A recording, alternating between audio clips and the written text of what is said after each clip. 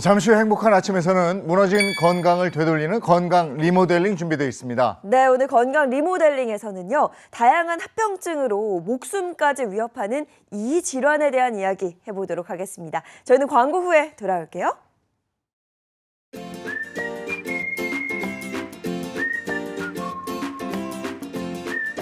안녕하십니까. 행복한 아침 이재용입니다. 안녕하세요, 장예인입니다. 새로운 달이 시작됐습니다. 오늘 11월 1일 금요일이고요. 저희 오늘 건강 한번 챙겨볼 텐데 이 겨울로 들어가는 추워지면 네. 여러 가지 질환 걱정이 되시잖아요. 근데 이 질환은 특히나 합병증이 무시무시합니다. 그렇습니다. 정말 머리부터 발끝까지 다양한 합병증을 유발해서 더욱더 위험한 이 질환. 어떤 질환인지 잠시 후 건강 리모델링에서 살펴보도록 하겠습니다. 기대 많이 해주시고요. 금요일의 행복한 아침 본격적으로 시작할게요.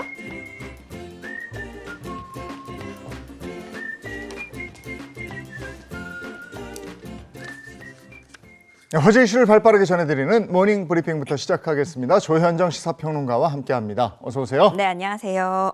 네, 첫 번째 이슈부터 전해주시죠. 네, 투자 지식이 부족하고 노후 자금에 관심 많은 60대 이상 고령층, 주부, 퇴직자 등 5천여 명에게 평생 연금을 준다는 걸 미끼로 해서 460억 원대의 출자금을 끌어당긴 불법 다단계 조직이 적발됐습니다. 네, 보니까 지금 5천여 명에게 460억 원대.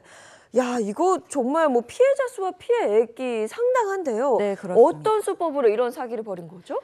조직적으로 이제 센터를 꾸리는데요. 전국에 서울뿐만이 아니라 12개 그룹, 134개 센터를 두고 지난해 2월부터 1년간 설명회라는 걸 엽니다. 그래서 기존 회원들뿐만이 아니라 그들의 가족, 지인들까지 참여하도록 끌어모았는데요. 출자금의 레벨도 나뉘어져 있었어요.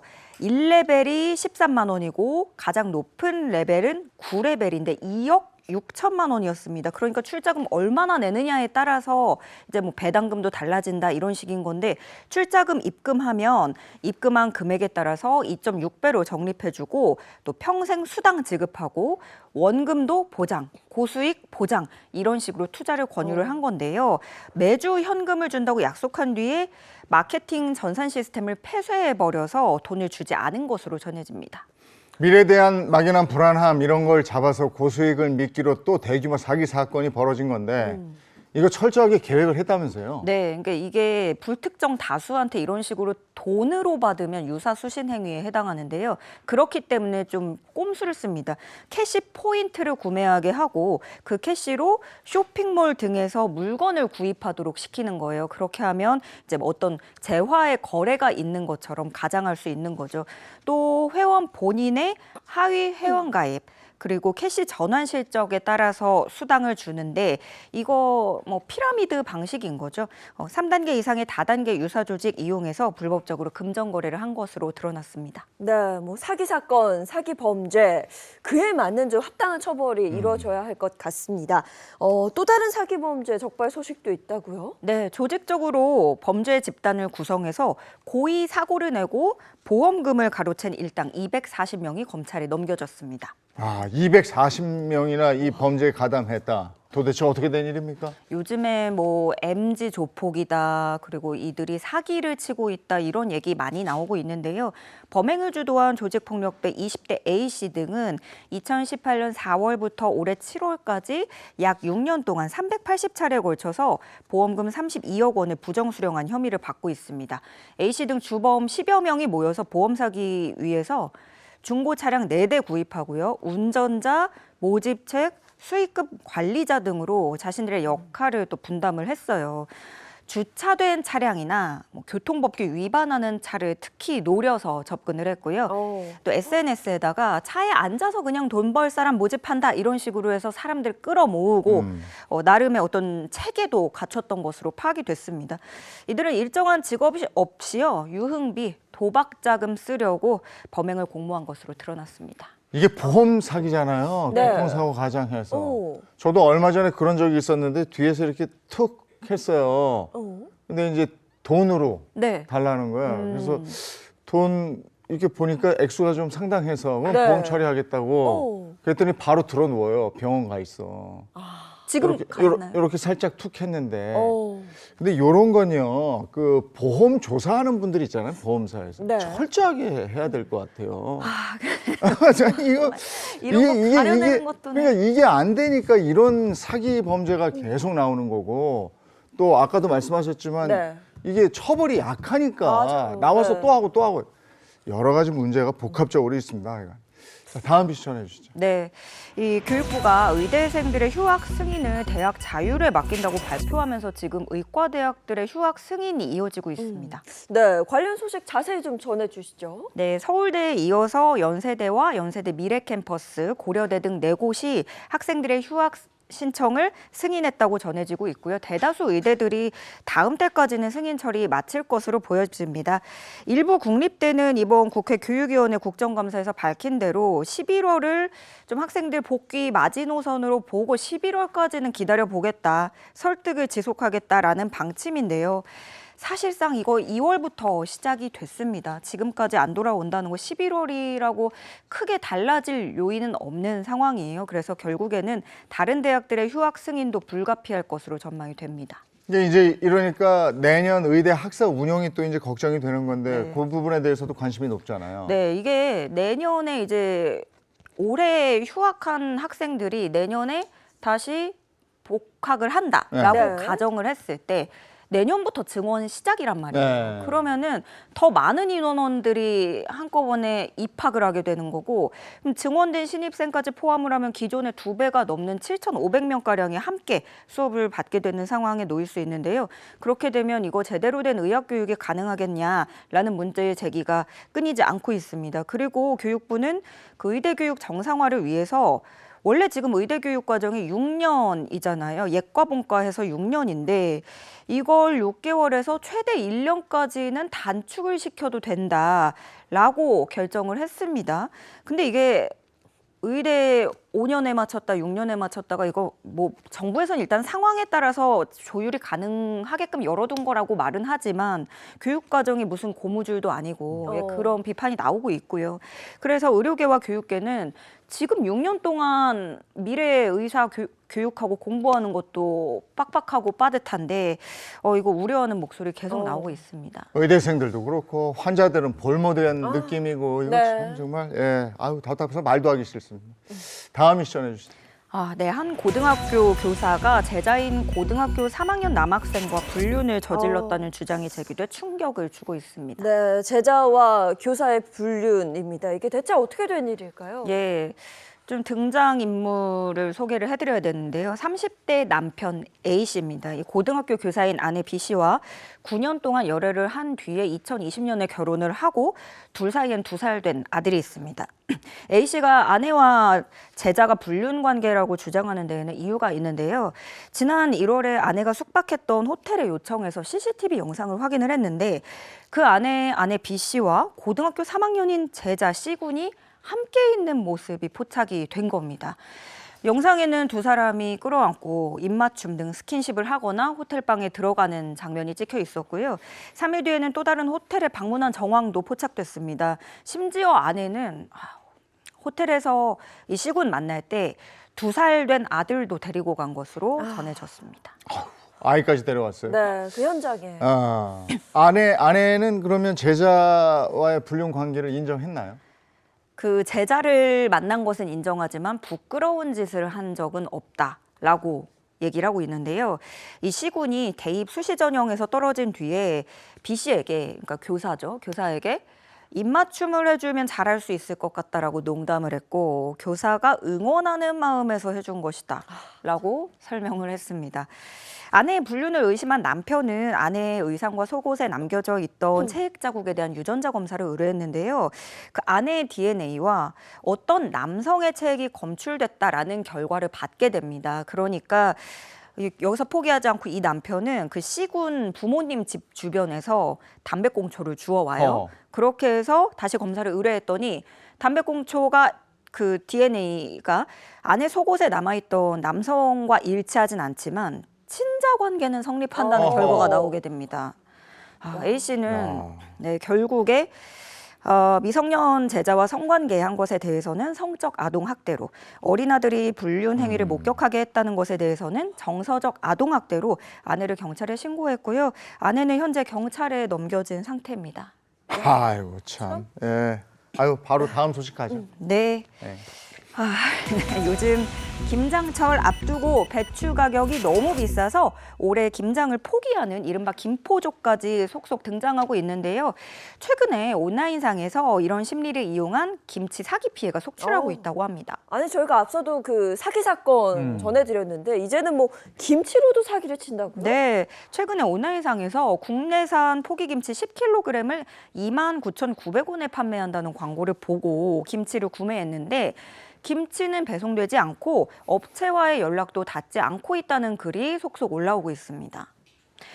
이 업체는 근데 카드 결제나 이런 거 말고 무통장 입금으로만 결제를 유도를 했고요. 사람들이 알만한 홈페이지 이름을 내세워서 의심을 피했어요. 심지어 마치 주문량이 폭주해서 지금 좀 배송이 늦어지고 있으니까 기다려달라 이런 식으로 유도를 했고요. 피해자들은 내가 살다 김치로 사기를 치는 사람이 있을 줄은 상상도 못했다라는 반응입니다. 그리고 또 우리가 왜 사러 들어가 보면 쇼핑몰이 이렇게 건재해 보이면 별 이렇게 좀 의심을 거두게 있죠. 된단 말이에요. 네. 네. 김치 판매 쇼핑몰도 멀쩡해 보여서 사기일 줄은 상상도 못했다. 주문이 몰려서 배송이 늦어진다고만 생각을 했지 사기라고도 진짜 의심도 못했다. 이런 얘기들이 나오고 있고요. 판매자라고 했던 그 사기꾼은 송금을 받고 잠적한 상태인데요. 지금까지 피해자만 2만여 명으로 추산이 되고 있습니다. 지금 이 해당 사기 사건은 경찰에 신고가 접수가 돼서 수사가 진행 중이고요. 포털 사이트와 중고거래 플랫폼에 게재된 광고는 차단된 상태입니다. 아 진짜 뭔 일만 있으면 그거 가지고 사기를 쳐먹어요. 네. 그 지금 이제 배추값 오르고 김치 이러니까 하다못해 김치 사기를 쳐먹네. 이거 뭐 진짜 사기와의 전쟁을 선포해야 되는 마당 아닌가 싶을 정도입니다. 온갖 사기 범죄가 판을 치고 있습니다. 여기까지 하죠. 조현정 시사평론가와 함께했습니다. 고맙습니다. 네, 고맙습니다. 고맙습니다.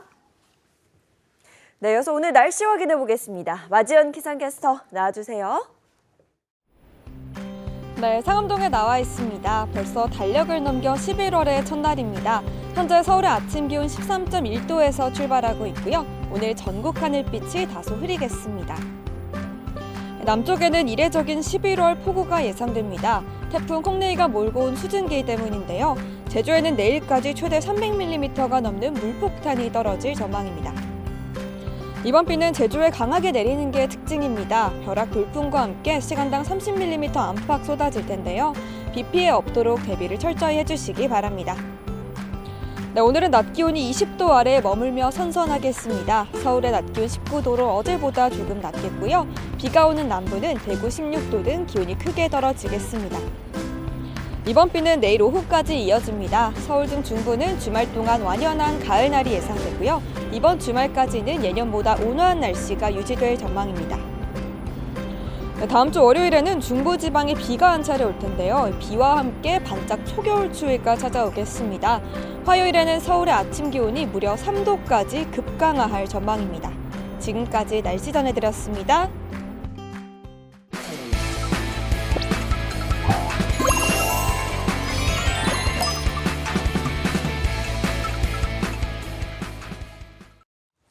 행복한 아침 함께하고 계신 지금 시각이 7시 44분을 넘어섰습니다. 이제 본격적으로 건강 얘기 좀 나누죠. 건강 리모델링 시작하겠습니다. 네, 가장 먼저 든든한 주치의 선생님들부터 소개해드리겠습니다. 장민욱 신경과 전문의, 민혜영 가정의학과 전문의, 한동아 한방내과 전문의 함께합니다. 안녕하세요. 어서 오세요. 네, 그리고 양기영 소화기내과 전문의와 개그우먼 이희경 씨도 함께합니다. 반갑습니다. 행복한 아침. 아우 행복해. 감사합니다. 11월이 시작이 됐습니다. 이제 날이 더 쌀쌀해지고 아까 일기예보 보니까 다음 주에는 뭐 영상 2도? 2.5, 3도. 떨어진다고 그래요. 맞아요. 자, 이럴 때 건강 관리에 대해서 희경 씨 뭐 하는 거 있습니까? 저는요. 왜 옛말에 약식동원이라는 말이 있어요. 먹는 거랑 약이랑 근본이 거의 같다. 그런 얘기. 제가 약식동원을 실천하기 위해서 저는 제철 음식을 그렇게 잘 챙겨 먹어요. 저는 며칠 전에도 실하게 오른 그 꽃게찜. 꽃게찜을 그냥 배달해가지고 요거를 반을 쫙 했더니 그냥 알이 꽉 차있고 여기를 한번 물었는데 살이 꽉 하고 나오는 거예요. 너무 행복했잖아요. 아. 제가 그래서 오늘도 이렇게 건강한 모습으로 여러분들 뵐 수 있었던 것 같아요. 아, 지금 홈쇼핑인 줄 알고 주문할 뻔했어요. 바로 참 전화주세요. 여기서. 네. 아니 저도 요즘에 이제 배달 음식을 좀 아, 끊고 네. 집밥으로 이제 식단 관리를 하면서 건강을 관리를 하고 있는데요. 한동아 선생님은 건강 관리 어떻게 하세요? 날 추워지는데. 저는 이제 아주 오래전부터 택견을 하고 있습니다. 택견한다고 그러셨다. 택견 이거 있잖아요, 이거. 에크. 택견은 이제 관절을 굉장히 부드럽게 움직이기 때문에 이제 네. 관절 운동도 되고 혈액순환도 촉진되고 또 이제 가을, 늦가을이 되면서 날씨가 추워지잖아요. 네. 냉증에도 굉장히 도움이 됩니다. 그런데 시청자 여러분들이 제 나이대를 모르실 텐데 제 나이 정도 되면 가지고 있는 근육량을 유지하기도 힘들어요. 그런데 택견하게 되면 골격근을 계속 움직여주기 때문에 근육량을 늘리는데도 택견으로 건강 관리를 하고 계셨어요. 근데 잘 어울려요. 진짜 좀 어울려요. 네. 자, 오늘 건강 리모델링 나눌 얘기는 어떤 얘기입니까? 네, 날씨가 추워지고 있는 이런 계절에 이 병을 앓고 계시는 분들이 정말 건강에 더욱더 유념을 하셔야 될 텐데요. 오늘 이 병과 관련된 힌트로서 날짜를 하나 제시해 드리겠습니다. 한번 보시죠. 11월 14일이요? 이게 약간 그 느낌이 매달 14일이 특별한 날이거든요. 무슨 데이. 네. 2월 14일 발렌타인 데이, 3월 14일 화이트 데이. 이게 11월 14일은 질병이랑 관련이 있으니까 이날은 질병 잇데이. 질병이 잇데이. 오, 아니에요? 재치 있어서 있었으면 좋겠어요. 네. 11월 14일은요, 세계 당뇨인의 날입니다. 네. 세계 보건기구와 세계 당뇨인 협회에서 당뇨인들에 대한 어떤 당뇨에 대한 인식을 좀 높이기 위해서 날짜를 지정해서 많이 홍보를 하고 있죠. 얼마 안 남았죠, 이제? 오늘 이야기 나눌 주제가 당뇨군요. 근데 앞서 이제 세계 당뇨인의 날이라고 하셨잖아요. 이게 한국이 아니라 세계 당뇨인이거든요. 그러니까요. 이 당뇨 환자가 얼마나 많다는 말이에요, 이게. 어느 정도로 추정이 되고 있냐면요. 이 전 세계적으로 당뇨 인구가 5억 명 정도 될 것으로 추정을 하고 있습니다. 상당히 많죠. 근데 더 무서운 건 뭐냐면 아주 저명한 학술지에서요. 최근에 향후 30년 안에 이 당뇨인 인구가 2배를 넘어서서 약 13억에 다다를 것으로 추정을 했다고 해요. 이게 더 문제인 거죠. 예. 우와. 전 세계적으로 이렇게 당뇨병 환자가 증가하는 가운데 우리나라의 당뇨병 환자 숫자도 늘어나고 있습니다. 자, 2019년에 321만 명이던 것이 2023년에는 383만 명까지 약 61만 명이 넘게 좀 증가를 했습니다. 이는 해마다 평균 15만 4천 명씩 좀 늘어난 수치인데요. 저희 당뇨병 환자의 좀 비율을 한번 좀 살펴보면요. 자, 60대가 가장 많았는데 이 60대 환자가 차지하는 비율이 전체 환자 숫자의 3분의 1인 약 33%에 해당했다고 합니다. 근데 이제 날이 추워질수록 당뇨 관리를 좀 잘해야 된다라고 하잖아요. 네. 그 이유가 뭐예요? 당뇨하면 일단 혈액 속에 떠다니는 여러 포도당들이 세포 안으로 잘 이동하지 못하니까 제대로 쓰여지지 못하는 거죠. 그런데 날씨가 추워지면 밖에 좀 나가기 싫어지죠. 네. 실내 생활이 좀 더 많아지면서 운동량이 감소하니까 문제가 될 수 있고요. 또 실내 외의 기온 차이가 커지기 때문에 면역력도 약화될 수 있겠죠. 뿐만 아니라 이제 곧 연말 연시가 다가오고 있는데 이때 맛있는 음식들이 정말 많죠. 모임 너무 많아. 음주를 즐기시는 분들도 많고 이런 문제들 때문에 겨울철에 또 당뇨가 악화될 수도 있습니다. 뿐만 아니라 한 해를 또 마무리하는 시점, 또 새해 계획을 어떻게 세워야 하나 이런 문제들 때문에 또 스트레스 받죠. 당뇨 있는 분들 스트레스 받으시면 또 혈당 많이 올라갑니다. 그러니까 여러모로 지금이 정말 중요한 시기라고 볼 수 있죠. 날이 추워질수록 정말 혈당 관리하기 어렵게 만드는 여러 가지 요인들이 있는데 당뇨병에 걸리는 정확한 원인은 뭡니까? 당뇨의 원인에 대해서 저희가 좀 정확하게 살펴보려면 일단 당뇨병의 분류에 대해서 먼저 알아야 합니다. 사실 당뇨병은 1형 당뇨병과 2형 당뇨병으로 나눌 수가 있거든요. 1형 당뇨병은 아예 내 몸에서 혈당을 조절하는 인슐린 호르몬이 형성이 되질 않는 거예요. 그러니까 생성 자체가 되지 않으니까 제대로 혈당 관리가 안 되겠죠. 그래서 과거에는 주로 어릴 때부터 생기다 보니까 소아당뇨라고도 많이 이야기했습니다. 하지만 반드시 소아 때 생기는 건 아니고요. 뭐 특정 유전자의 결함 때문에 생기는 경우에는 소아 때도 생길 수 있지만 약제에 의해서나 감염에 의해서 후천적으로 생기기도 하고 또 췌장에 질환이 있다거나 수술을 받은 경우에도 생길 수 있거든요. 사실 우리가 가장 흔하게 알고 있고 일반적으로 생각하는 당뇨는 주로 2형 당뇨라고 보시면 돼요. 2형 당뇨는 내 몸에서 인슐린은 생성이 되지만 제대로 기능을 하지 못하는 인슐린 저항성이 생긴 상태입니다. 우리가 흔히 나쁜 식습관 갖고 있으면 당뇨 걸린다라고 하는 게 이 2형 당뇨라고 보시면 되고요. 일반적으로는 좀 서구화된 식습관이라고 하죠. 탄수화물이 좀 많고 특히 고열량의 시기를 반복하는 경우 또 운동이 부족하거나 스트레스 같은 것들이 원인으로 꼽을 수 있는데요. 현재 당뇨 환자의 90% 이상이 2형 당뇨라고 보고 있습니다. 그런데 내가 당뇨인지 아닌지 모르고 그냥 지나치는 분들도 분명히 있을 것 같거든요. 주요 증상은 어떤 게 있어요? 당뇨병에는 이제 대표적인 3대 증상이 있습니다. 바로 다뇨, 다식, 다음인데요. 이제 내가 바로 이제 이런 증상이 있으면 이제 의심해 볼 수 있는데 소변을 너무 자주 본다거나 소변에서 단내가 나는 경우 또 식사량이 평소보다 많이 늘어났다거나 자꾸 갈증이 느껴져서 물을 마신다면 당뇨병을 의심해 볼 수 있습니다. 이뿐만 아니라 체중이 갑자기 빠진다거나 또 시력에 문제가 생기기도 하고요. 또 피로감이나 무기력감이 생기고 또 상처가 생겼는데 상처가 잘 낫지 않고 덧나는 경우도 문제가 되고 손발끝이 저리면서 이렇게 통증이 나타나고 따끔거리는 증상이 나타나는 것도 당뇨 증상을 의심해 볼 수 있습니다. 그러면 이런 증상들이 나타나면은 어떤 검사들을 또 해야 되는 거예요? 예. 당뇨병은 이제 피 검사를 통해서 이제 진단할 수가 있는데요. 자, 먼저 이 경구 혈당 검사라는 것이 있습니다. 그러니까 최소 8시간 이상 공복 상태에서 이제 체열을 해가지고 이 혈액에 있는 혈당을 체크를 해가지고 측정을 하는 그런 검사죠. 이거는 뭐 간편하고 또 신뢰성이 굉장히 높은 그런 검사입니다. 자, 그 다음으로는 당화혈색소 검사라는 것이 있습니다. 마찬가지로 이것도 공복 상태에서 체열을 해가지고 지난 한 2, 3개월간의 이 평균 혈당 수치를 측정해보는 그런 검사입니다. 그 다음에 또 경구 당부화 검사라는 것도 있습니다. 자, 이건 어떻게 하는 거냐면 이제 75g의 포도당을 이제 물에 잘 섞어가지고 그걸 마시고 2시간 후에 혈당을 체크해서 그것을 판단하는 그런 검사입니다. 요렇게 이제 검사하는 방법도 있고 또 이제 그 몸의 형태를 보고 하는 것도 있어요. 네. 근데 어느 날 갑자기 자신의 목 뒤에 주름이 생기고 그 피부 색깔이 어두워진다면 이 또한 당뇨병을 의심해 볼 수 있는데요. 실제로 이제 당뇨병에 걸려서 그렇죠. 저런 식으로 이제 증상이 나타나는데요.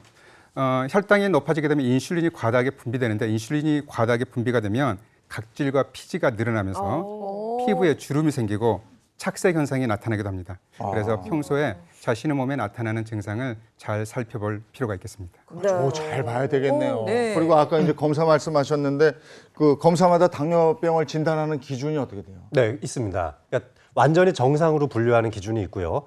당뇨 전 단계라고 하는 기준이 있고 또 당뇨로 진단할 수가 있는데 먼저 공복 혈당을 살펴보시면 100보다 낮게 나오면 정상입니다. 그리고 126부터는 이제 당뇨라고 보는 거죠. 그 사이는 당뇨 전 단계입니다. 경구 당부화 검사는 2시간 후에 이제 쟀을 때 이 140보다 낮으면 그럼 정상으로 보고요. 200보다 높게 나오면 당뇨병으로 진단을 합니다. 마지막으로 당화혈색소는 5.7 그리고 6.5%를 기준으로 정상과 당뇨를 기준으로 하고 있습니다.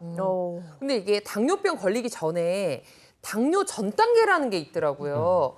그러면 이게 당뇨병하고 당뇨 전 단계는 어떤 차이가 있는 거예요?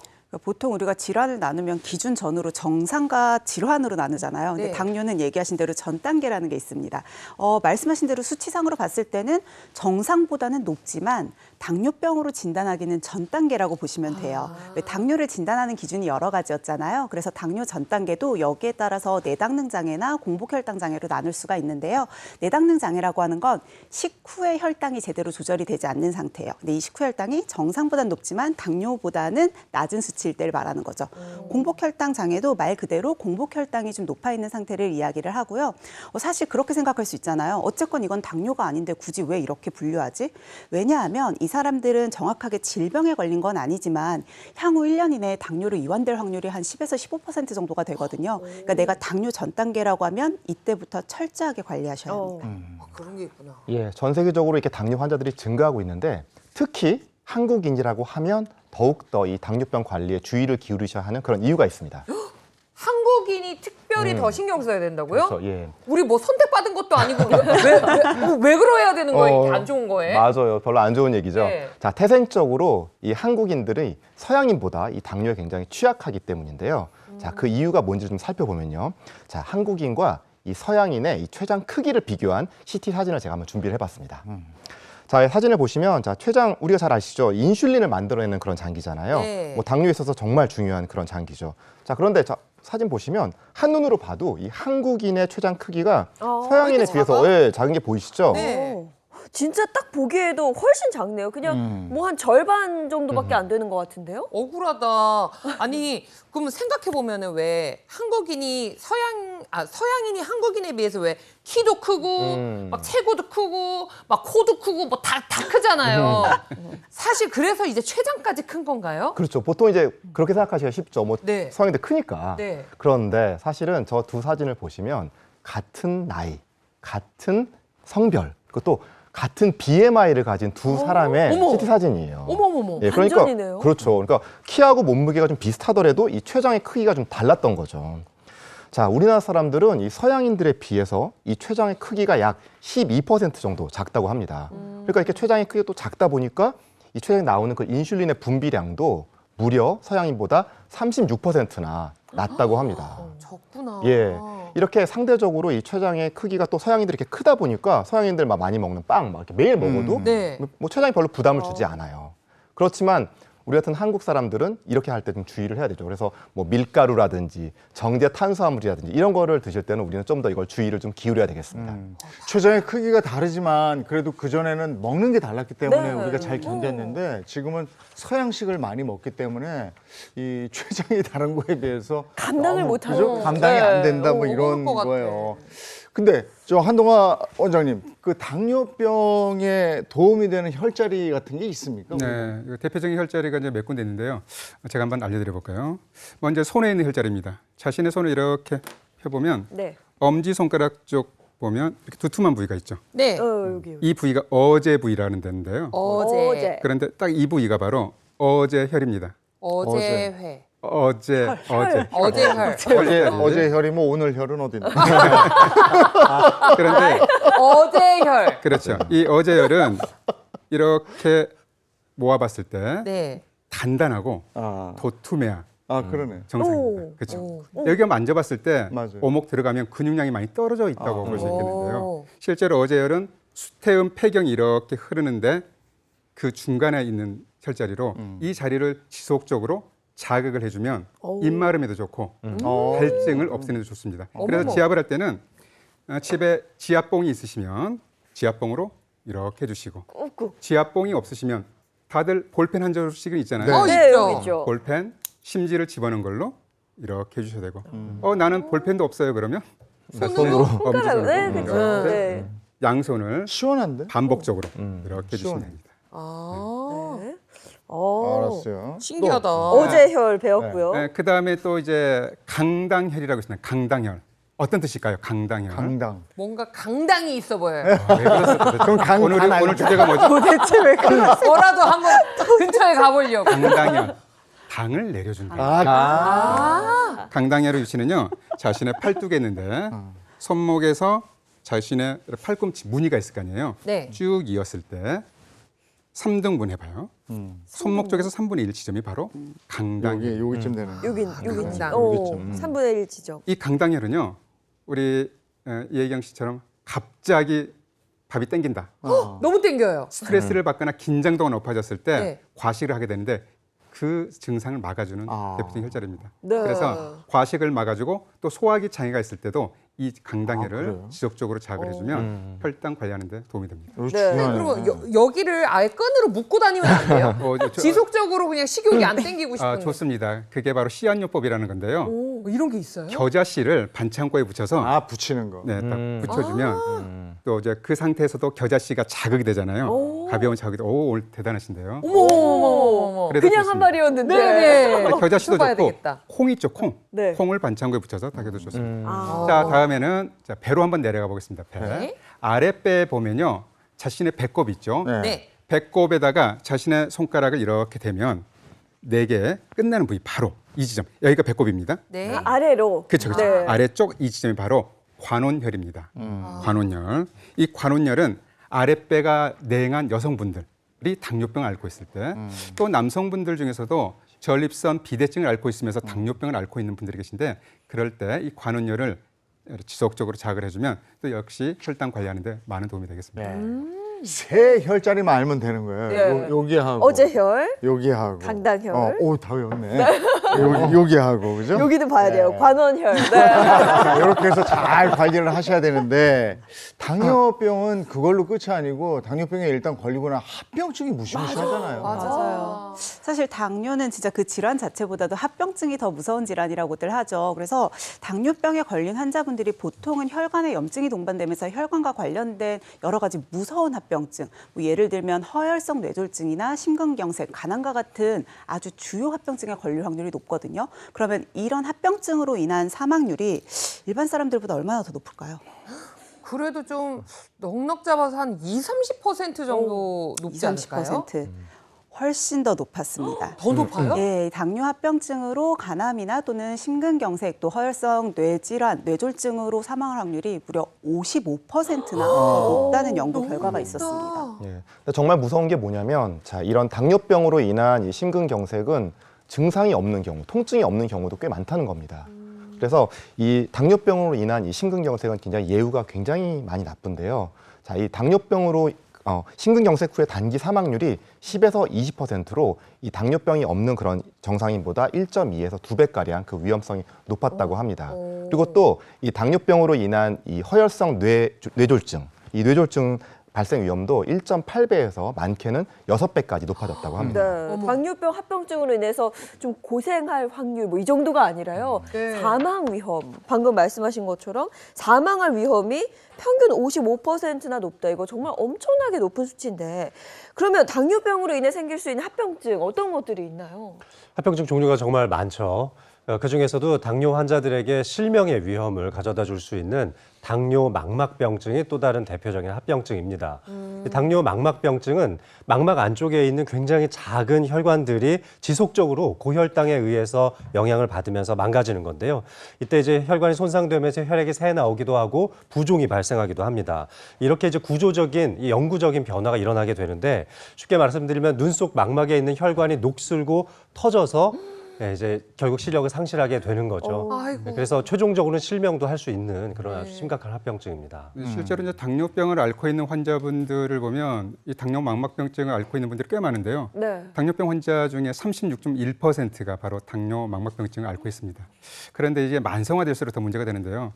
30년 이상 앓고 있으면 거의 90% 이상에서 발생하고 이렇게 당뇨병을 발병해서 약 15년 정도 지나면 70에서 80% 정도 당뇨 망막병증이 발생하기 때문에 조심하셔야 합니다. 야, 당뇨병 환자 3명 중 1명이 당뇨 망막병증을 앓고 있다는 건데 당뇨 망막병증의 초기 증상은 어떤 거예요? 사실 이 당뇨 망막병증 같은 경우는 초기 증상이 없는 분들도 계시긴 합니다. 그래서 너무 갑자기 시력 저하가 동반이 되는 경우도 있는데 대부분은 점진적으로 오거든요. 가장 흔한 건 시력 저하의 증상이 있을 수 있고요. 눈부심이 생기기도 하고 사물의 한쪽이 왜곡돼 보이는 변시증, 또 눈앞에 먼지 같은 게 막 떠다니는 것 같은 비문증이 생기기도 해요. 어떤 경우에는 눈앞이 막 번쩍번쩍하는 광시증과 같은 증상들도 생길 수가 있습니다. 이런 증상들이 지속이 되면서 이제 실명까지도 유도할 수 있지만 사실 적절한 시기에 진단을 조기에 잘 받고 또 여기에 대해 잘 관리를 한다면 한 절반 가까이 실명의 위험성을 줄일 수도 있거든요. 그래서 내가 일단 당뇨의 진단을 받았다. 그러면 적어도 1년에 한 번 이상 안과 전문의와 꼭 건강검진, 특히 눈에 관한 검진을 정기적으로 받으시는 게 좋고요. 무엇보다 중요한 건 평소에 혈당 관리를 철저히 해서 합병증을 예방하는 거죠. 네. 근데 이게 또 다가 아닙니다. 당뇨병으로 인해 생명을 위협하는 합병증 또 다른 것들이 있죠. 예, 그렇습니다. 자, 당뇨병을 오래 앓아서 이 말초에 있는 신경이나 혈관들이 이제 손상을 받게 되면 감각이 떨어지게 되고요. 그렇게 되면은 그 피부에 뭐 상처가 생기더라도 우리가 잘 인지를 못하는 경우가 많이 있죠. 자, 이런 순간에 굉장히 주의하셔야 되는 질환이 있습니다. 바로 당뇨발이죠. 당뇨발. 예, 당뇨발, 즉 당뇨병성 족부병변이라고 하는데요. 이 당뇨병성 족부병변은 이 발의 상처를 통해서 들어온 세균이 감염을 일으켜서 그 주변 피부에 궤양을 만들고 주변 피부를 괴사시키는 그런 질환인데요. 자, 당뇨병 환자의 15에서 25%의 환자분들이 이 당뇨병성 궤양을 앓고요. 이걸 또 치료를 하더라도 재발 위험성이 굉장히 높기 때문에 굉장히 주의가 필요한 아주 무서운 질환입니다. 이 당뇨발은 아주 작은 상처에서부터 시작이 되는데 결국은 괴사까지 이어질 수 있고 괴사된 상처 부위를 또 절단해야 되는 굉장히 이제 심각한 합병증이라고 볼 수 있습니다. 평소에는 그렇게 증상이 심하지가 않게 시작이 돼요. 약간 저리거나 좀 찌릿한다든지. 그래서 우리 오랫동안 무릎 꿇고 앉아 있을 때 발끝이 좀 저리는 느낌 있죠. 네. 어려요. 이렇게 좀 별거 아닌 것 같은 증상으로 시작되지만 이게 좀 더 진행되면 아예 발에 감각이 없어져서 뭐 칼에 찔려도 그 감각을 잘 느끼지 못할 정도로 무뎌지기도 합니다. 특히 평소에 무좀이 있다거나 내향성 발톱이 있는 분들이라면 발에 상처가 잘 날 수 있으니까 더욱더 주의를 기울이셔야 됩니다. 이 당뇨병, 합병증은 정말 무시무시합니다. 이게 예방도 중요하고 치료도 중요할 텐데 당뇨병 치료는 어떻게 돼 있습니까? 일단 당뇨병은 내가 진단을 받았다 그러면 가장 먼저 하셔야 되는 게 생활습관 교정입니다. 아무래도 식습관이나 생활습관의 영향을 많이 받을 수밖에 없거든요.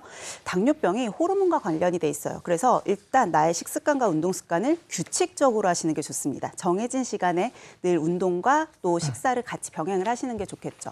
음식을 드실 때에는 가급적이면 당이 높거나 나트륨이 높은 음식들은 피하시는 게 좋겠고요. 몸에 염증을 유발할 수 있는 술이나 담배도 끊으시는 것이 좋습니다. 일단 탄수화물 같은 것들을 드실 때에도 당연히 탄수화물, 당의 함량이 너무 높은 음식은 피하셔야 되는데 모든 걸 다 피하실 필요는 없고요. 식이섬유의 함량이 높은 통곡물 같은 것들 또는 콩이나 채소들은 마음껏 드셔도 괜찮습니다. 그리고 일반적으로 이런 식이요법을 병행을 한다고 해도 혈당이 완전히 조절되기는 어려운 경우들이 많아요. 그래서 우리 그때 아까 진단하는 기준 중에 나왔던 당화혈색소 이 수치에 따라서 필요하다면 처음에는 경부혈당제 위주로 이제 복용을 하게 되고 여기서 조절이 잘 안 된다면 주사나 인슐린과 같은 주사요법들이 추가될 수도 있습니다. 지금 뭐 식이요법이라든지 치료법 말씀을 해주셨는데 뭐니 해도 이 당뇨병은 걸리기 전에 예방하는 게 가장 중요하지 않나라는 생각을 저도 느끼지만 우리 시청자분들도 하실 것 같거든요. 당뇨병을 예방하는 방법이 있을까요? 그렇죠. 당뇨병 예방하는 방법. 여기서 한번 정리 한번 하고 넘어가도록 할게요. 자, 질병관리청에서 이 당뇨병 예방 관리를 위한 이 5대 생활 수칙을 이렇게 제안한 것이 있는데요. 한번 같이 보시도록 하겠습니다. 자, 꾸준한 식사 조절로 적정 체중과 허리 둘레를 유지하고 최소 하루 30분 이상, 2일에 한 번씩 또 일주일에 3번 이상 규칙적인 운동으로 신체 활동을 늘려주셔야 합니다. 또 균형 잡힌 식단으로 제때 골고루 잘 드시는 것이 굉장히 중요하고요. 숙면, 금연, 그다음에 과도한 음주 피하기 등 이 좋은 생활 습관을 생활화하시는 게 좋겠고 또 정기적인 검진을 통해서 위험 인자를 확인하시면 당뇨병을 예방할 수 있겠습니다. 네. 아니 확실히 밥 먹고 바로 앉거나 눕지 않고요. 바로 좀 한 30분이라도 이렇게 산책을 하고 그러면 다르죠. 확 내려가요. 네. 그건 정말 저도 생활 속에서 느끼는 건데 그만큼 또 운동이 중요한 거라 우리 택견의 달인 달인이에요, 달인. 한동화 원장님을 모시고 운동 방법 좀 배워봤으면 좋겠어요. 네. 제가 이제 의자만 하나 있으면 어디서 네. 할 수 있는 운동 하나 알려드릴게요. 저도 한번 나가볼게요. 이크에크. 이크. 이렇게 이제 의자만 하나 있으면 이제 어디서나 쉽게 할 수 있는 운동인데요. 당뇨병에 걸리시면 이제 근육량이 중요하잖아요. 근육량을 늘리는 운동이 되겠습니다. 이제 집에 이제 의자 하나씩 있으시잖아요. 의자 이렇게 등받이 쪽으로 이렇게 쓰셔서 이렇게 균형을 잡기 위해서 등받이를 잡는 겁니다. 그 다음에 오른쪽 발 뒤꿈치를 들어 올리는데 왼쪽 다리를 들고 한 발로 오른쪽 발 뒤꿈치를 들어서 아 이렇게. 그렇죠. 한 발로. 5에서 종아리가 10초 확 정도 버팁니다. 5, 4, 6, 7, 저는 늘어나요? 7, 10초. 여기서 중요한 게 서서히 내리는 겁니다. 아 서서히. 그렇죠. 그다음에 오른쪽 반대쪽 발을 들고 다시 왼쪽 발 뒤꿈치 들고 그래도 3, 4, 5, 6, 7, 8, 9, 10 서서히.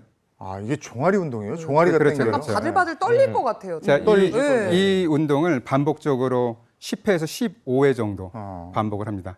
그런데 이제 시청자 여러분들 지금 어머니 저 계신 어머니는 한 발이 힘들어요 그러신 네, 분이 있어요. 네. 그러면 양발을 같이 그렇죠. 들었다가 까치발. 그렇죠. 3, 4, 5, 6, 7, 8, 9, 10 이때도 천천히 내려주세요.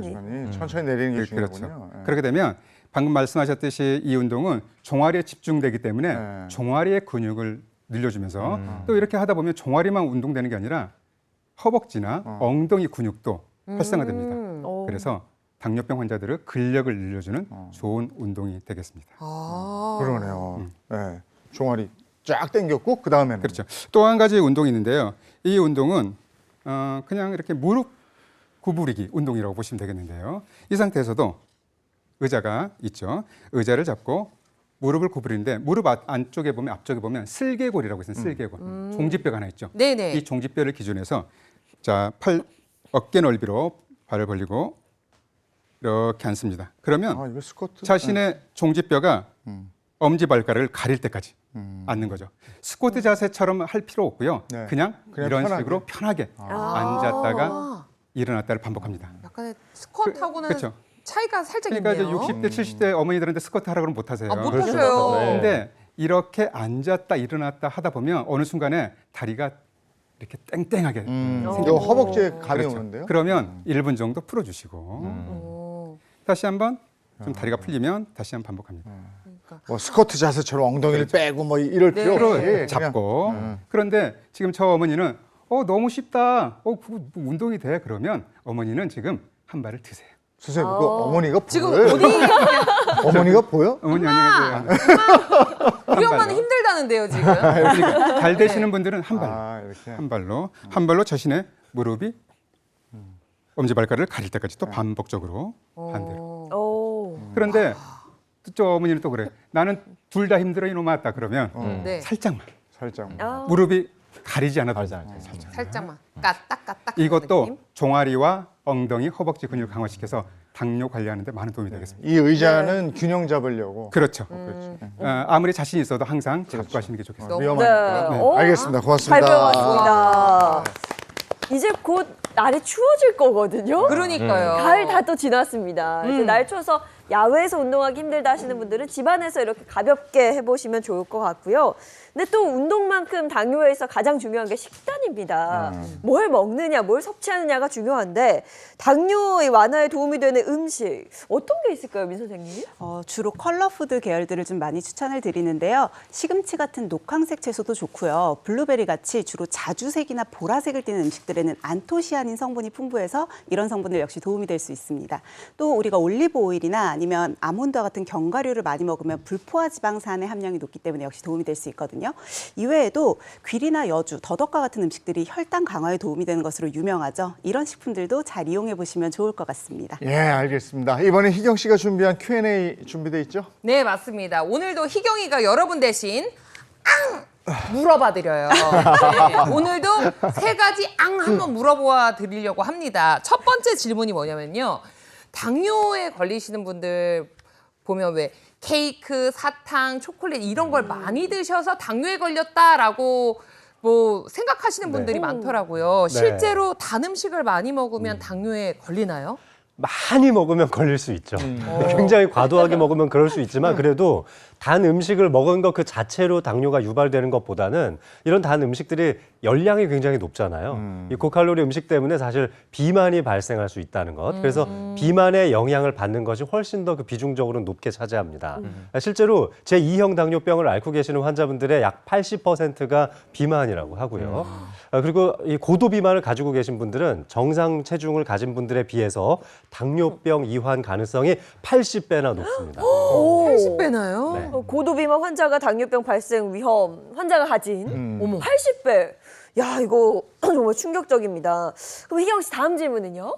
다음 질문은요. 왜 침에서 단맛이 난다고 하시는 분들이 있어요. 그럼 왠지 제 느낌에는 침에서까지 단맛이 나면 요건 당뇨일 것 같은 느낌이 들거든요. 근데 실제로 침에서 단맛이 나는 게 당뇨하고 연관이 있나요?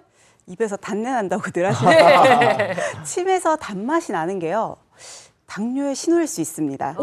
왜냐하면 당뇨라는 게 혈당 관리가 제대로 되지 않아서 혈액 내에 고혈당 상태가 유지가 됐을 때 발생한다고 말씀드렸잖아요. 사실 내 몸에는 체액이 혈액만 있는 건 아니거든요. 그러니까 우리가 땀으로 나간다거나 침이나 아니면 콧물 이런 다양한 체액들은 혈액으로부터 서로 순환을 하면서 연결이 돼 있어요. 그리고 이런 체액이 우리 몸의 60-70% 이상을 차지하고 있다 보니까 사실 내가 혈액 안에서 혈당이 높은 상태다라고 하면 거길 통해서 체액으로 연결이 되는 침이나 땀이나 이런 데서도 역시 혈당이 높은 상태로 유지될 확률이 높습니다. 그렇다 보니까 미각으로 느껴질 수도 있겠죠. 그래서 내가 뭔가 계속 평소보다 구갈이 많이 느껴지면서도 단맛이 많이 느껴진다. 그럼 당뇨를 의심할 수는 있는데 침에서 단맛이 느껴지는 질환이 당뇨만은 아니거든요. 그래서 아예 정확한 검진을 받아보시는 게 더 좋을 것 같아요. 아니 우리 군대에서 유격 받고 이러면 막 입에서 단내가 나요. 그렇다고 당뇨 상황은 아닌 거고. 그죠. 아니 그리고 청춘 남녀들이 열심히 데이트할 때 서로 간에 이렇게 하면은 입에서 닿는. 날 수 있지. 날 수 있어 그럴 때. 그러면 그 당뇨야? 청춘 남녀는 다 당뇨인 거예요. 자기 혹시 당뇨? 이러면서. 예, 객적은 소리였고요. 다음 질문은요. 마지막 질문입니다. 지금이 또 자고로 군고구마의 계절이 돌아오고 있잖아요. 네. 근데 제가 또 알기에는 제 상식으로는 고구마가 당지수가 낮다고 알고 있어요. 그럼 이게 좀 당지수가 낮으니까 군고구마를 좀 많이 먹어도 되는지 그래도 당뇨에는 괜찮은지 괜찮다고 하시면 저는 지금 바로 한 박스 주문하려고 하거든요. 어때요? 아, 예. 그렇죠. 그런 말이 있죠. 네. 예, 고구마의 당지수가 감자보다 낮기 때문에 당뇨병에 좋다. 그런 이야기들이 실제로 있습니다. 자, 그런데 그렇다고 해서 뭐 고구마를 그냥 맘 놓고 막 드시게 되면 정말 안 됩니다. 희경 씨. 안 돼요? 예, 그렇습니다. 자, 이 당지수가 낮은 음식이라고 하더라도 너무 과도하게 드시게 되면 그 자체의 당질 섭취량이 늘어나기 때문에 식후 혈당이 높아질 수 있거든요. 그렇기 때문에 이 고구마를 섭취하실 때에는 너무 많이 드시지 않도록 좀 주의하셔야 될 것 같고요. 또 고구마를 드실 때는 이 당질 섭취량을 좀 어느 정도 고려를 해가지고 다른 당질 그런 음식들을 좀 줄이시는 것이 좋겠습니다. 네. 정말 이 계절에는 군고구마, 군밤, 붕어빵, 잉어빵 뭐 너무 미쳐요, 미쳐. 최고인데. 자, 이번에 만나볼 분은요, 당뇨병 진단받고 고생하시다가 건강 리모델링을 완벽하게 하신 분이에요. 네. 먼저 문진표부터 보고 만나보도록 하겠습니다. 네, 문진표 한번 보도록 하겠습니다. 이름 이성희, 나이 61세. 보니까 이제 식사를 좀 불규칙적으로 하셨는데요. 거의 저녁 식사로 몰아서 하시는 편이었고, 수면 시간도 6시간 이하로 불규칙적이었습니다. 운동은 뭐 보신 것처럼 아예 안 하셨다고 하고요. 당뇨, 치주염, 고혈압을 진단받았다고 합니다. 오, 저 근데 갑자기 궁금해지는데 네. 이게 불규칙한 수면 시간이 당뇨하고도 연관이 있어요? 건강한 식사 생활 습관을 갖고 있더라도요. 수면 습관이 안 좋으면 당뇨병 발생 비율이 높아질 수 있는데 7, 8시간 정도 주무시면 아주 좋습니다. 근데 대여섯 시간밖에 못 주무신다면 16% 정도 당뇨 발병 위험이 높아지고 서너 시간밖에 못 주무시는 분들도 있는데 이런 분들은 41%나 높아진다고 알려져 있습니다. 지금 불규칙한 이 수면 습관을 갖고 계시는 성희 씨 좀 걱정이 되네요. 예, 또 이 성희 씨가 잘 이 문지표에 보시면은 이 치주염도 있다고 문지표에 적어주셨는데요. 자, 혈당 수치가 높아지면 이 잇몸에 이 염증 매개 물질이라는 것이 증가를 해가지고 치주염에 걸릴 위험성이 높아집니다. 또 반대로 봤을 때 이 치주 세균들이 또 여러 가지 물질을 분비하는데 이런 물질들이 이 혈당 조절을 어렵게 만드는 또 그런 요소가 됩니다. 그럼 뭐 서로 주고받는 거죠. 이렇게 받으면 점점 악순환이 진행을 하면서 나빠질 수 있기 때문에 혹시 당뇨병이 인해서 이 치주염이 생긴 건 아닌지 좀 걱정이 됩니다. 자, 문진표 살펴봤고요. 그렇다면 이 당뇨병을 어떻게 이겨냈는지, 그래서 어떻게 건강 리모델링에 성공했는지 보겠습니다. 건강 리모델링에 성공한 주인공의 과거 일상부터 살펴봤는데요. 오늘도 고생 많았네. 너무 힘들어 죽겠어. 또 이렇게 힘들다 그래? 아 피곤해. 아이고 피곤해. 피곤해 죽겠어. 아이고. 배고파? 밥 먹었어? 안 먹었어. 안 먹었어? 라면 먹을까? 뭐 시켜 먹을까? 업무량이 많아 밤늦게 퇴근하는 날이 잦았다는 성희 씨. 그래서 배달 음식으로 끼니를 때우곤 했다는데 기름진 치킨을 가장 즐겨 먹었다죠. 치킨이 최고야. 과거 식습관을 되짚어보면 문제가 참 많았다는 그녀. 하루 한 끼를 야밤에 몰아서 먹었답니다. 왜 그랬을까요? 제가 어린이집을 운영했었거든요. 2군데를 운영했었는데 아이들 수가 400명 되고 학생 수도 그렇지만 선생님도 많고 학부모도 많고 이러다 보니까 하루 종일 저가 밥을 규칙적으로 식사할 수도 없고 막 불규칙한 식사에다가 저녁이면은 막 야식 이런 거 시켜서 먹고 이런 생활을 하다 보니까 체중이 계속 늘은 거예요. 건강에 적신호가 켜진 줄도 모르고 잘못된 식생활 습관을 반복했답니다. 그러던 어느 날 몸에 이상 신호가 나타났다는데요. 왜 이렇게 목이 마르지?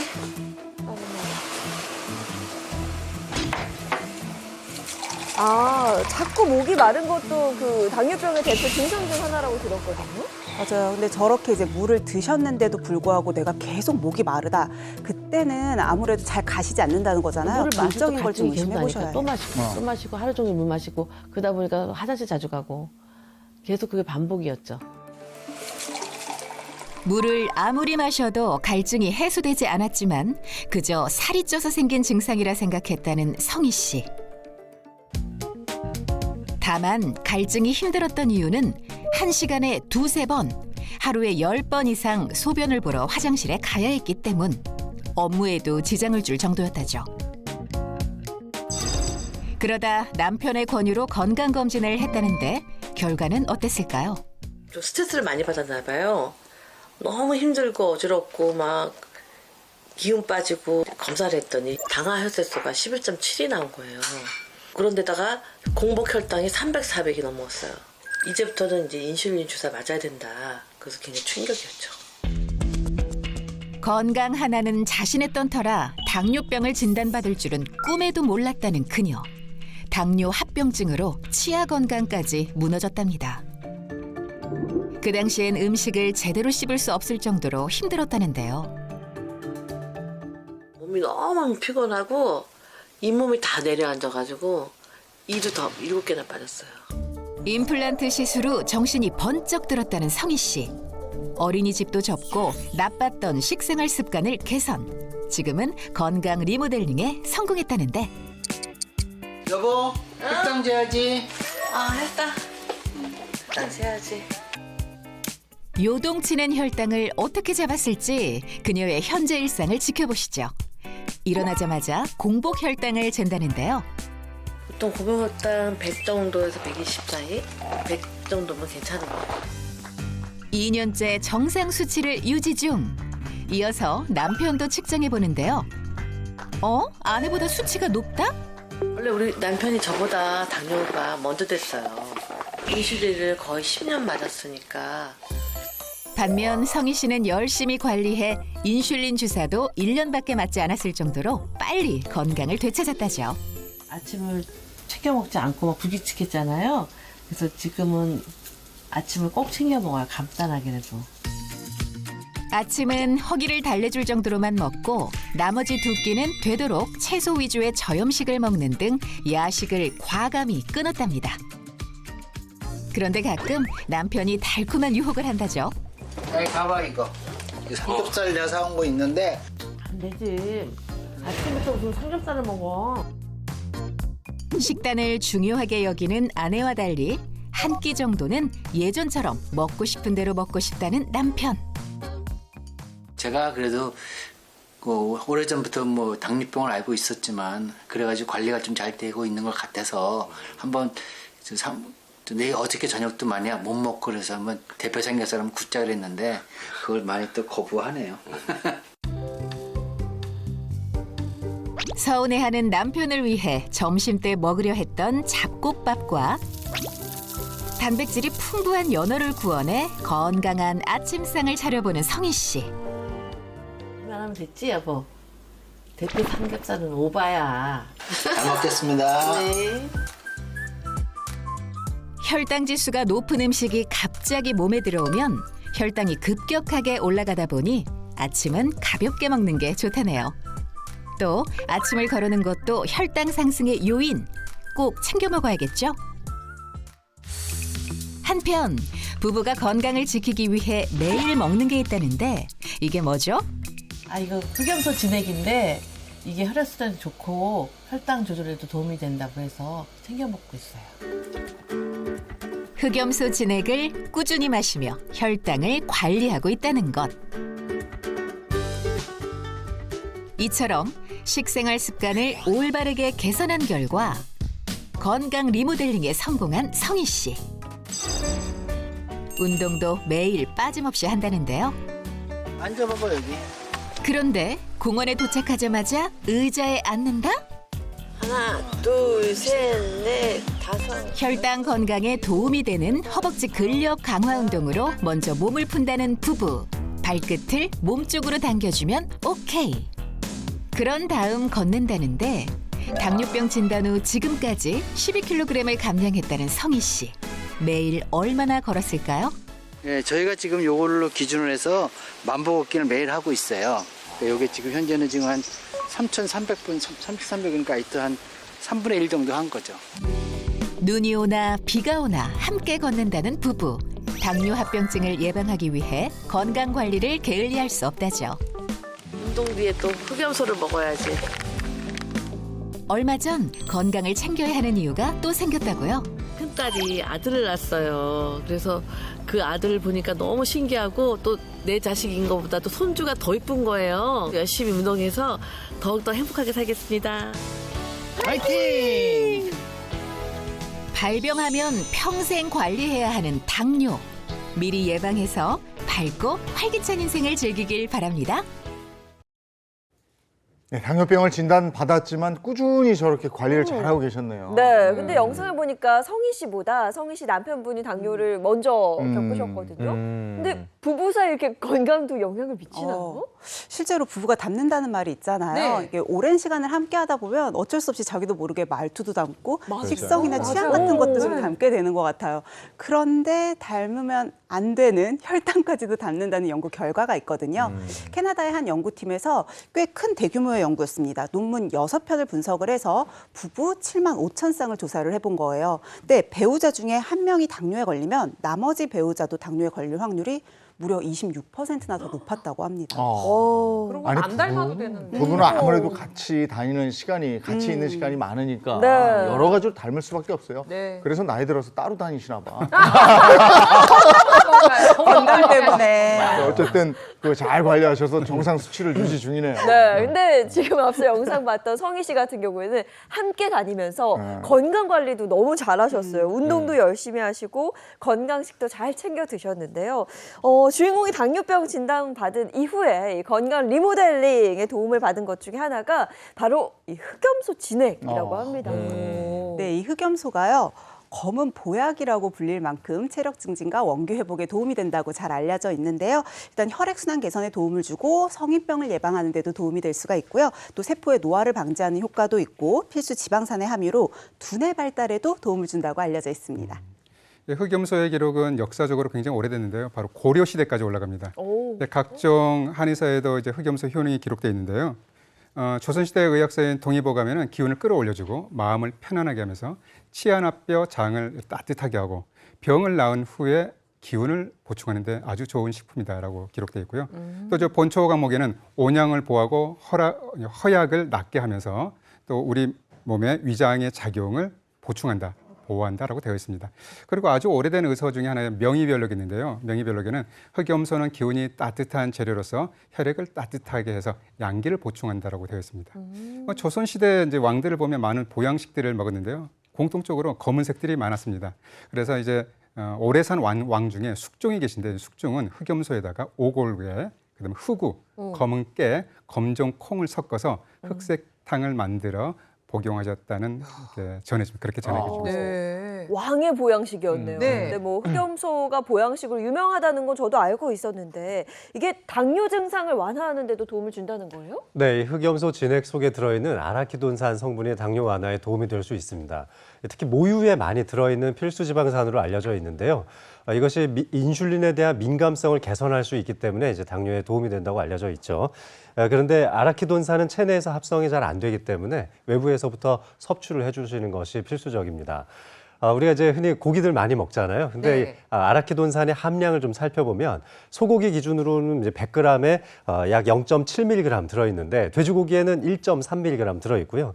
흑염소 100g에는 3.1mg이나 들어있으니까 소고기의 약 4배 정도 되는 거죠. 예, 자 실제로 핀란드의 한 대학교에서 이 당뇨병이 없는 남성 2,189명을 추적 관찰했던 그런 결과가 있는데요. 이렇게 봤을 때 이 아라키돈산을 포함한 불포화 지방산의 이 농도가 높았던 사람들은 이 당뇨병에 걸릴 이 확률이 46% 정도 낮았다고 합니다. 그리고 또 아라키돈산 섭취가 또 당뇨에 어떤 영향을 미치는지 알아보기 위한 이 동물 실험도 있었는데요. 자, 당뇨병이 있는 쥐에게 이 아라키돈산이 포함된 식단을 공급하자 혈당 수치가 200에서 180으로 10% 정도 감소를 했고요. 더 놀라운 것은 이 섭취를 중단한 후에도 혈당 수치가 2주 동안 유지된 것을 확인했다고 합니다.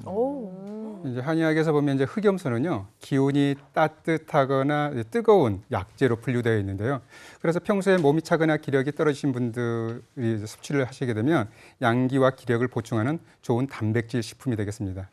그리고 우리 이제 신장은 혈액의 노폐물을 여과해서 배출하는 그 역할을 하고 또 혈당을 재흡수해서 혈당 관리에도 도움을 주는데 흑염소가 신장 기능을 강화시켜서 혈당 조절에도 도움이 된다고 볼 수 있겠습니다. 근데 저만 걱정이 있는 건지 모르겠는데 여성분들은 보양식이라고 하면 왠지 살이 찔 것 같다라는 생각이 딱 들어가지고 좀 먹어야 되나 말아야 되나 고민 많이 하시거든요. 어때요? 사실 보양식이라고 하면 대부분 칼로리가 높고 지방의 함량이 좀 높은 경우들이 많아서 그런 걱정을 하시는데요. 흑염소는 걱정하지 않으셔도 됩니다. 흑염소는 대표적인 고단백 저지방 식품이거든요. 그래서 지방의 함량은 상대적으로 굉장히 낮은 반면에 뭐 단백질을 포함해서 아미노산도 17종 굉장히 풍부하게 들어가 있고요. 또 칼슘이나 또는 철분과 같은 미네랄까지도 아주 풍부하게 들어있어요. 우와. 실제로 지방이 얼마나 적은지도 한번 확인을 해보면요. 흑염소의 지방 함량을 살펴보면 100g당 흑염소에는 1.1%인데 소고기는 6.7%, 돼지고기도 4.4%로 다른 고기에 비해 흑염소가 현저하게 낮은 것을 확인할 수 있습니다. 네, 그리고 중년 건강하면 사실 면역력 굉장히 중요하잖아요. 요즘 아침 저녁으로 날이 쌀쌀해지면서 뭐 감기 환자도 많고 맞아요. 환절기 건강 면역력 얘기 꾸준히 나오고 있는데 혹시 흑염소가 이 면역력에도 도움을 줄 수 있나요? 네, 흑염소가 면역력 강화에 도움이 될 수 있습니다. 흑염소에는 이제 여러 가지 성분들이 많죠. 방금 앞서서 말씀해 주신 대로 지방 함량이 좀 적은 아주 고 단백질을 섭취할 수 있는 아주 좋은 식품이라고 할 수 있는데요. 그뿐만 아니라 비타민 E라든지 뭐 마그네슘, 토코페롤 등의 성분이 많이 있습니다. 특히 이제 철분이 또 여기 많이 들어있는데 철분 하면 우리 피 만드는 데 쓰이잖아요. 네. 그래서 혈액의 생성을 돕고 또 신진대사를 좀 더 활발하게 만들어주기도 합니다. 이런 것들이 결국 우리의 체온을 높이는 데 도움이 되는데요. 체온 낮아지면 면역력 떨어지잖아요. 네. 그러니까 체온을 좀 높여주는 것이 면역력 강화에도 도움이 된다고 할 수 있겠죠. 게다가 여기 많이 들어있는 이제 비타민 E가 있는데요. 비타민 E는 활성산소를 없애고 염증 반응을 줄이는 특성을 갖고 있습니다. 나이 들수록 또 염증이 좀 많아지잖아요. 그러니까 이런 것들을 좀 다스리는 데 도움이 좀 될 수 있고 이런 것들이 결국은 또 면역력으로도 이어지는 거죠. 앞서 말씀드렸던 대로 당뇨 환자분들이 면역력에 굉장히 취약하잖아요. 작은 상처만 나도 엄청 크게 괴사로 이어질 수도 있고요. 그래서 이렇게 면역력 강화를 해주는 것이 결국 또 당뇨 환자에게 도움이 되지 않을까 생각합니다. 예, 또 이 흑염소에 있는 이 비타민 E가 항산화력을 이제 높여준다고 말씀을 드렸었는데요. 자, 이를 뒷받침하는 이 항산화 반응 촉진 능력을 비교한 그런 연구 결과가 있습니다. 자, 실제로 이 흑염소와 양고기를 비교했을 때 흑염소의 항산화 반응 촉진 능력을 살펴봤더니 양고기보다 약 20배가량 더 높은 것으로 나타났다고 합니다. 20배. 지금 그러니까 혈당에도 도움이 되고 면역력 관리에도 좋다 이거 아니에요. 근데 언제 화가 나냐면 이렇게 좋은 건 아는데 안 줄 때. 무슨 맛인지 궁금한데 못 먹게 할 때. 좀 우리도 먹어보면 안 될까요? 그럴 줄 알고 제가 여러분들이 맛을 볼 수 있도록 바로 앞에 준비를 해놨어요. 아, 이거 진짜 궁금했어요. 그냥 설명 딱 들으면서. 한약같이 생겼는데. 향도. 겉보기는. 향도 한약 향인데? 오, 건강해지는. 어머, 그렇죠. 이게 저는 솔직히 이제 한약처럼 좀 쓰지 않을까라는 생각을 했는데 약간 한방 차를 먹는 것 같은 그런 느낌이 좀 드는 것 같아요. 이거 딱 마시니까 희경 씨 화가 좀 풀리죠. 네. 확 내려가죠. 화가 샥 내려가는 거. 그냥 한약 맛이에요. 네. 그 흑염소가 어떤 부분에 영향을 미칩니까? 예, 지금 이제 흑염소 진액 맛을 봤는데요. 이제 흑염소 진액에는 식물성 기름에도 많은 이제 불포화 지방산인 올레산과 리놀렌산이 풍부합니다. 이 성분들은요 혈중 콜레스테롤을 낮추고 이제 심혈관 질환을 예방하는 효과도 있고요. 또 이제 흑염소를 이렇게 섭취하시게 되면 이제 혈중 콜레스테롤을 조절하면서 우리 몸에 좋다고 알려져 있는 HDL 콜레스테롤을 높여주고 또 중성지방과 몸에 안 좋다고 알려져 있는 LDL 콜레스테롤을 낮춰주기 때문에 콜레스테롤 수치를 관리하는 데도 도움이 된다고 볼 수 있겠습니다. 네. 자, 그럼 흑염소가 또 좋은 부분은 뭐가 있을지 궁금한데 사실 중년인 경우에는 그 근육도 그렇고요. 뼈 건강도 굉장히 중요하잖아요. 맞습니다. 그 폐경 이후에 여성분들 갱년기 지나면서 골다공증 위험성이 굉장히 높아지죠. 특히 이제 폐경하고 나면은 뼈를 파괴하는 파골세포는 굉장히 그 활동성이 강해지고요. 뼈를 만들어주는 조골세포는 오히려 활동성이 떨어지게 되는데 이 흑염소가 이런 뼈 형성에 있어서의 균형을 맞춰주는 데 도움이 될 수 있습니다. 실제로 이와 관련된 이 실험이 있었는데요. 이 쥐를 대상으로 해서 흑염소 중탕으로 해서 뽑아낸 이 성분을 가지고 사료를 만들어서 먹여봤더니 조골세포는 좀 활성화가 되고 뼈를 파괴하는 파골세포는 좀 억제가 돼서 이 골다공증 개선에 도움이 됐다는 연구 결과가 있었습니다. 또 다른 효능은 어떤 게 있습니까? 예, 앞서서 이 흑염소 속에는 아라키돈산 성분이 굉장히 풍부하다 이렇게 말씀을 드렸었는데요. 자, 실제로 한 연구를 보니까 41세에서 61세 사이에 있는 그런 사람들이 아라키돈산이 그 양의 그 섭취량이 증가할수록 이 우울증 유병 위험도가 감소했다고 하는 것이 확인되었습니다. 오, 그렇군요. 자, 그러면 흑염소 진액 섭취할 때 주의사항도 있을 것 같습니다. 이제 반복해서 흑염소가 따뜻한 성질의 식품이라고 말씀을 드렸잖아요. 그렇다 보니까 반대로 몸에 열이 너무 많으시다면 섭취에 주의가 필요하시고요. 또 너무 과량 복용을 하실 때는 복통이나 설사 같은 불편감이 동반될 수 있으니까 늘 적정량을 섭취하시는 것이 좋습니다. 네. 우리 마무리하면서 아까 한동화 선생님 말씀해 주셨던 그 혈자리, 혈자리 네. 하나 다시 복습 한번 하죠. 네, 그러면 자신의 손바닥에 있는 어제혈, 그리고 혈당을 내려준다는 강단혈, 내려주시고 아랫배에 있는 관원혈, 손을 안 보이시죠? 네, 그래서 관원혈을 쭉 눌러주시면 되겠습니다. 네. 자, 지금 겨울에 길거리에 너무 맛있는 간식들이 널렸어요. 혈당 관리 잘 못하실 수 있어서 오늘 저희가 혈당 관련한 얘기 나눠봤습니다. 건강하십시오. 고맙습니다. 고맙습니다. 자, 11월의 첫날입니다. 지역에 따라서 꽤 많은 양의 비가 내린다고 들었는데요. 자세한 날씨 전해 듣도록 하겠습니다. 마지연 기상캐스터 나와주세요. 네, 상암동에 나와 있습니다. 현재 제주에는 호우주의보가 내려졌습니다. 가을을 맞아서 놀러 가신 분들도 많을 텐데요. 특히 해안가에서는 강풍과 풍랑에도 유의를 하셔야겠습니다. 이번 비는 이례적인 가을 폭우입니다. 태풍 콩네이가 우리나라로 수증기를 밀어올리기 때문인데요. 내일까지 제주 산간에 300mm가 넘는 큰 비가 오겠습니다. 네, 이번 비는 제주를 중심으로 강하게 퍼붓겠습니다. 특히 취약한 밤 시간대에 많은 양이 집중되니까요. 호우 대비를 단단히 해주시기 바랍니다. 낮 기온은 어제보다 4, 5도가량 낮아 선선합니다. 대부분 지역이 20도를 밑돌 걸로 보이는데요. 오늘 서울은 19도, 비가 오는 대구는 16도에 그치겠습니다. 비는 내일 오후면 대부분 그칩니다. 주말까지는 예년보다 온화한 날씨가 이어지겠고요. 특히 중부지방은 완연한 가을날을 즐기기 좋겠습니다.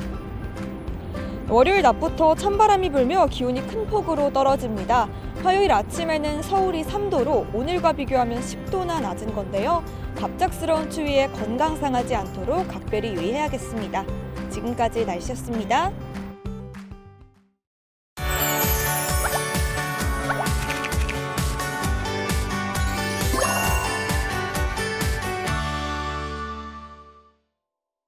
한국도로공사는 지난 30일 경부고속도로 신탄진 휴게소 내 상서 하이패스 IC 건설 현장에서 국가연구개발 사업을 통해 개발한 스마트 건설 기술 실제 적용을 시연하는 자리를 가졌습니다.